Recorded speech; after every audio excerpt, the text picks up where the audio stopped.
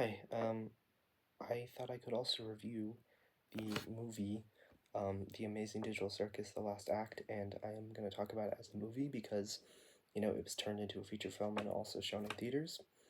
And basically, what I just really liked being able to see the show within the format of a movie theater because, first of all, like the sound design was so much more amplified, and I feel like because of how immersive it was, like I feel like I could appreciate the soundtrack a lot more. Um, and then I also really liked that. Well, I guess this is something more about the show in general, but like I really love that it gets to explore themes and have certain pieces of dialogue that you would never see explored in mainstream pieces of media, much less ones that are shown in theaters or animated. And like th- um, with the story of spoilers of Jax being a closeted trans woman, like I just love that nothing about it felt studio mandated and it just felt completely organic and personal to Gooseworks, and that there was no studio overlords that seemed to get in the way of that, and that was able to be, you know, developed and shown in a movie theater that was actually like packed. um, is just crazy to me because you would just never see that sort of specificity and untampered storytelling in other forms of media. Um, and I think it just goes to show that people actually do have an interest in specific stories that are able to go to kind of weird places too. Um, like honestly, like that little snippet where Jack shows up to Gangle in the maid outfit and calls her sweet cheeks, like that.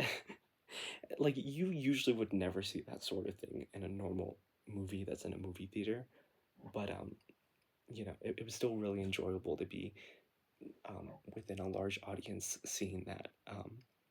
And I guess that's just what my main point about it is, that like indie animation is able to explore avenues and certain themes that are just really important and are really relevant to actual people in the world.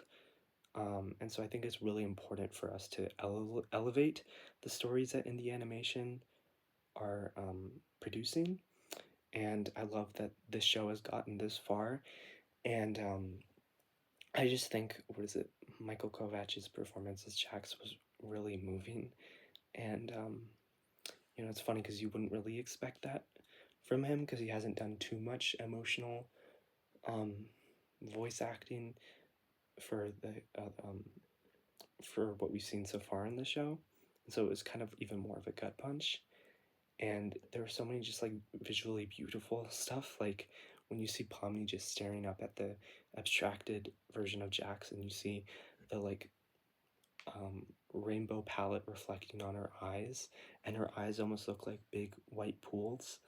um, that was really beautiful to see. And I just loved how also the movie explored toxic masculinity and how that really became so deep seated within Jax.